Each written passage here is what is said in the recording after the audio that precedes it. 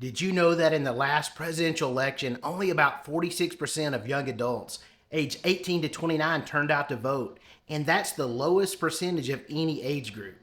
Today, I'm sitting down with my 20-year-old daughter who is eligible to vote for the first time this fall, but she's not exactly excited about it.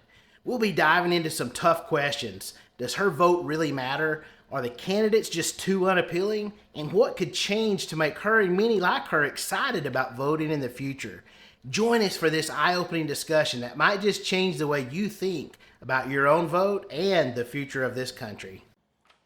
Okay, Kaylee, big election coming up this year, and this is your first time that you're eligible to vote. So let's have a quick conversation just talking about voting, your age group, and the impact of voting or not voting, okay? Okay. All right, it's been a while, so glad to have you back. Thanks for joining us. Happy to be here. All right.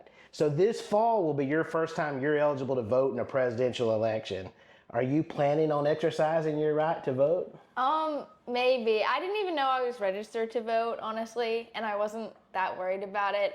But now that I know I'm actually registered, I'll probably do it if I have time. Like, I'm not really prioritizing it, honestly. What did you say? Did you just say that voting is ridiculous? No, I think voting is great, but if I have to choose between a douche and a turd, I just don't see the point. You don't see the point. Oh, you young people just make me sick. Stanley, do you know how many people died so you could have the right to vote? But Mama, I just don't think there's much of a difference between a douche and a turd. I don't care. You don't care. Okay, and why is that? Not excited about the candidates? Yeah, for me, it's just a matter of not really being particularly excited by either candidate, and not having that much faith, per se, in our current political atmosphere.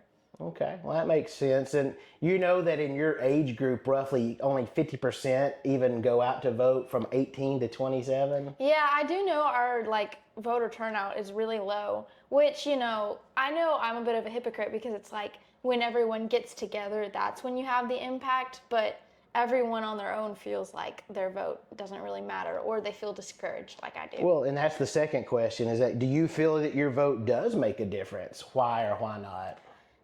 It's easy to know that it makes a difference, but truly feeling that isn't always prevalent for me. Just because I feel like since I'm not enthusiastic about either choice that is ahead of us, it's like, well, what difference does it make? So I think one reason we see the candidates that we do in the older age group, because which group do you think votes more than anyone else? The old white people. Well, not necessarily that, but in the age group from 67 up, almost 70% of them vote in elections and also the primary elections. So that means their candidate is the one that gets to the fall election, exactly. right? And the ones of us that, a lot of people don't go vote in the primary to choose who gets to represent the party. And then you get what you get, right? We're seeing that right now. And one thing, again, does your vote make a difference? I made a video last week about, why you should vote, because elections do have consequences. Think about some of the things right now from when you were, I guess you're probably still in high school, 2020, before Biden got elected. We had gas was less than $2 a gallon. Inflation was 2%. Interest rates for houses was less than 3%. Yeah. The stock market was booming. Grocery prices now are over 40 to 50% higher than they were 4 years ago. So that hits you in the pocketbook. Yeah. And that's why I really encourage people to vote and think about how the elections do matter, is because that hurts, right? We feel that. Now, some of the other stuff we say presidents do and don't do, and who's responsible, when it hits you in your pocketbook, that's where we got to start thinking, is like, will my vote make a difference in how it affects me financially, right? Yeah. Yeah, good. Okay, do you find it challenging to choose a candidate because you don't like either option, and how does that influence your decision to vote or not? I think for me, it's a matter of I could pick between them. I know which one I would pick if the time comes, but it's also I'm not in love with that decision. So I think, like you were mentioning earlier, maybe putting more importance on the primaries, because I guess I don't really even think about the primaries too much. But then, you come down to the big election and it's like, well, how did we end up here? Yeah. Well, yeah, that's for sure. Because I mean, again, if it was someone different, everybody may be energized to go out and vote and and now it's always like, well, I guess it's the lesser of two evils. Especially young people too, I feel like want younger options or just different options. But I think it's also just hard to like, it kind of gets pushed to the back because it feels like a repeating process, because you'll look back and it's like it's a running joke that like presidential candidates are always terrible. Yeah. Like on that South Park episode where they have like the two, like it's like poo poo doo doo man or something like that, versus that it's, if you look back, it's always kind of a complaint people have. Yeah. And you came back. Does that mean you learned the importance of voting? I learned that I better get used to having to pick between a douche and a turd sandwich because it's usually the choice I'll have. He's going to vote! He's going to vote! He's going to vote! He's going to vote! Let's get out and vote! Let's make our voices heard! But we have seen some presidents have made a huge difference, right? Mm-hmm. You got a visitor there behind you. He wanted to be in the interview as well. Are you gonna vote? Yeah, so I mean, they do make consequences. Ronald Reagan, I think, was personally, I thought was one of the best presidents had. And because he just set a direction for the country. Mm-hmm. And that's one thing we have to, people your age have to think, what direction do I want for my future? Who most closely aligns to that? How can I impact change? Because that's one thing the Gen Zers are real big about, is making change and purpose and all that. So you got to realize that the power that you do have is in your vote. Yeah, and I think another thing though that kind of like steers people away is like polarization that there is in current like American politics. It just feels like you have two extremes, and you don't really see any healthy conversation between the two sides anymore. Yeah, it gets ugly too, right? Because it's the country's pretty much split down the middle. Yes. And it is very polarizing, and it's like, and that's why nothing gets done. Yep. So you have a president that's from a different party than Congress, nothing gets done. Yeah. And pretty much everybody just yells it and blames each other. Yeah, for the and I problem, think that's right? part of like why it's also very discouraging, because you don't see any of those conversations being had in a healthy way by the people that are supposed to be leading your country. Right. And that is a problem. Have you thought about why it's important to vote and how it impacts you not only now but in the future? Yeah, I do know that it is important, and especially like as I am entering like the adult world where I'm going to have to be having, one day buying my own house and trying to find a job and just being a bigger part of the world. It's definitely a lot to think about and consider. So it's definitely on my mind, and I'm trying to become more educated about it, especially as someone who doesn't particularly like politics as a whole, but knowing I still need to be like a participant in it. Yeah, I don't think anybody likes politics. Well, there are people. I take that back. There are some people that really like politics, but here in quite a while, we haven't had anything to get excited about. Like, even giving us a real clear plan about this is how we're going to make your life better. Yeah. Which really everybody, whether it be your job, whether it be your life or who you select, everybody has a WIFM. You know what a WIFM is? No. What's in it for me? Everybody wants to know, what do I get out of it? How's it going to benefit me? And that's how candidates get selected sometimes, about who delivers that message better than the other person. And one thing I really encourage everyone to do is don't trust the media.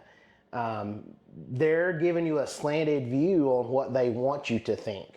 So it's very important for you to research what they believe, what they're going to do, what they have done on your own, and make an informed decision instead of someone telling you, oh, did you know someone said this? Yeah. And then you look it up and it's not even true. Definitely looking at different like sources too, Yeah. Like look at, even if you don't agree with them, if you're a Fox News person, look at CNN. If you're a CNN person, go look at Fox News. Just see what other people are saying and have a varied source. I used to like watching the news, and now I don't even watch the news because they're giving me their opinion instead of the news. Walter Cronkite, a long time ago, I was a little kid, or I watched old clips of it. But anyhow, they would actually deliver the news. They didn't give you a slant on, hey, we went to the moon. It was, hey, we went to the moon, and this is like well, we wasted all this money going to the moon. Yeah, You know, nowadays that's what we would get. We would Yep. get a slanted view of the news instead of just tell us what happened. Yeah. And I don't think it's possible to watch TV and get just what happened. We always get a slanted view of No, what that's happened. very true. And that's why there's ways to find out if it's true or not. You know, either using AI, Google, multiple sources. That's the biggest thing, like you said. Use multiple sources to try to get to the facts. All right, here's the last question. What would you like to see changed to make you more excited to vote in the future? What would get Kaylee and people in that 18 to 24, the first time to ever to vote, what would get you excited to vote in a presidential If I election? could just find a candidate that I really enjoyed, or like just seeing healthier debates and more middle ground. I know a lot of people like this election, which I don't personally, I'm not on this same like thought process, but people do get excited about the idea of a third party candidate, and I think that could be something that we'll see grow more and more as we get into, because the two-party system is very dividing, in my opinion. So I think that could be really exciting too, just seeing maybe more parties get a little more voice. I think younger people especially are excited about that idea. Yeah. What about a younger candidate? Definitely that Someone too. 30 years old, or I can't remember the age, 25 I think, to run for president. Yeah. But someone in a different age group, would you think that could get you more excited to see what's going on and show that people in your age group do have a chance to I think definitely, because like you were saying, like the most people that vote are the people that are the same age as our candidates, and it's like we want to hear, fresh voices, people that are in touch with a younger generation as well. And yeah, there's a lot of jokes and memes about our dementia, or I can't say that, but about the options. Yeah. It is what it is. And again, sometimes we do have to choose. That's the big thing. You have to choose one or the other. Right now, at the point we're in today, in July, that's your choices. Yeah. And we can say, well, I don't like either one of them, but one of them is going to be the president, and they're going to impact us one way or the other. And how we play a part in that. One thing is we're really giving away our control and our power when we don't vote. We're giving it to somebody else that is going out and voting. Yeah. And then and then we get something we don't like, and we have to live with it for years to come, and many years to come, even that, because a president's influences last even beyond their 4 years or 8 years. Definitely. It has a lasting impact on the economy, on the Supreme Court, on everything. So I don't think they drill that into you guys enough in school. Civics class, I didn't really think that much of it when I was there, but it is hugely important to understand how it works. Yeah. And history and how it all ties Yeah, together. for sure. All right, Kaylee. Well, we're going to keep going and trying to make sure you vote and make an informed decision and get people in your age group to get out and vote and make a difference. Yes. All right. Yay. Well, watch the other video that I posted last week about why you should vote and why your vote's important as a first-time voter. Thanks for joining us. Yes, thank you.